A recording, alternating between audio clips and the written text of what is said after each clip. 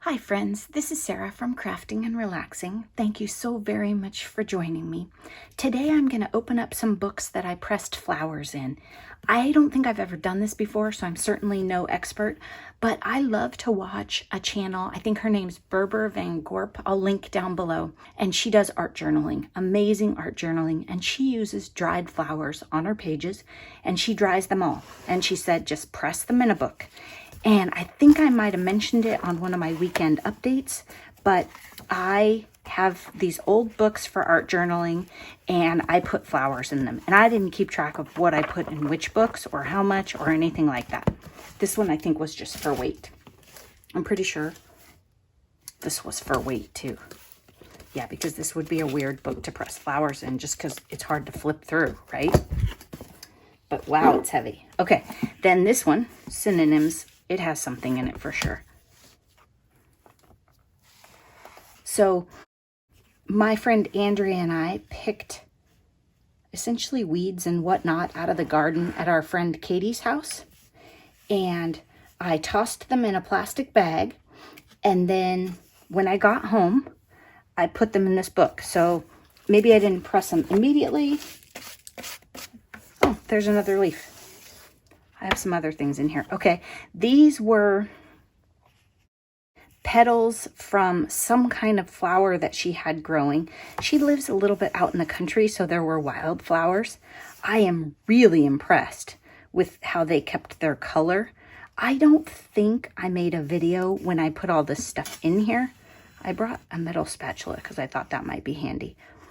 But these are just gorgeous, I think. They really kept their color. These would be nice on a fall card. I think this was a tiny sunflower that I picked apart. I think that's what this was. And I think if they're a little bit broken up, that's okay too, because, you know, I might want one to go off the page. They're kind of staticky, so they're a little tricky to grab. Here's another leaf. These suckers are flat. And they've been in here, I checked it, I think they've been in here for about a month. Maybe it was 3 weeks. Here's some more of that. And I think if you just put them in a little box or a plastic container, something that breathes might be good. I don't know if that matters. But I figured an envelope wouldn't really work to get them in and out of. That's funny. I think these are sunflowers too. Maybe not from the same flower though. They're not as bright as the others. I also thought that if this left marks on the pages in these books, that I would love that too. And I would probably tear the pages out to keep those. In fact, it might just be easier for me to get the page loose and get it over my box. Look at that. I realize you don't always want to tear your pages out of your books, but these are all for art journaling and junk journaling. These are stuck more. And like I said, there's a certain amount of static here too. So they're definitely dry. And I think my friend Noni probably has a lot of flowers in her yard. I don't have a lot of flowers because I have Wilson. So I go super, super low maintenance and easy. There we go. Oh, this was, what's it called? I think Queen Anne's lace. They're weeds that grow everywhere here, all over in the country. So yeah, the leaves are staticky.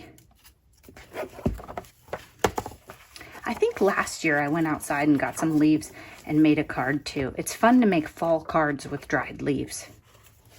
There's another one. My box might be a little small. These turned out better than I thought they would. That was one thing that Andrea and I commented on. By the time we found out what would turn out really well, you know, the weather would have changed and maybe the same stuff wouldn't be there, so we couldn't circle back and get more. Okay, I think that's it. Like I said, there was no rhyme, reason. Oh, did you see that one? Or logic to anything I did.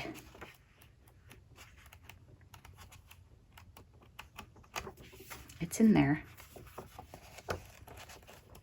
I didn't realize they would stick to the pages like that. I certainly didn't realize they'd be staticky. So for this one, I tried to do a whole blossom. I don't know that it really worked, but I'll use it for something. Okay, now I think that's it. Okay, the Ultimate Gardening Book. I don't know if there's anything in here, honestly. I think I was wondering about a book with slick pages and if that was a good idea. And I wasn't really sure it was. I thought that dried pages, yeah, this one was for weight. I thought that dried pages would be better. Okay, now this one, somewhere, is the very first dahlia from the Pooh Dahlia plant. And I think it's in here. And I tried it in a way that, oh my gosh, look at that. So this wasn't a perfect flower. Like it didn't fill in all the way. It bloomed right after we had all the smoke and stuff here. So it was terrible. But what I did was I just cut that flower outside, brought it in and smashed it in the book. And look at how cool that is. And what I thought was, if this one didn't turn out well, then the next ones I would pick the petals off of and put it on there. I will insert a photo of what these look like. Obviously, a super bright colored flower that you like the color palette in is going to make dried flowers that you like. So there you go. Hopefully it's not too late in your area for you to go outside and get some. And probably anywhere you live, you can get something all the time. I don't really know what that is. That looks kind of weird. Oh, I see it. So it might be hard on them to put them all in this box together, but I'm going to do it. The other thing is, if they get kind of loose and damaged, I could always just put glue on the page and sprinkle bits and they would stick. That is my experiment, and clearly my Pooh Dahlia turned out amazing. Love it. And so what I'll probably do is make an art journal page about my Pooh Bear and use this dahlia on it. I think that's probably what I'll do. Thanks so much for watching, and I hope this inspires you to try something that may or may not work. Bye-bye.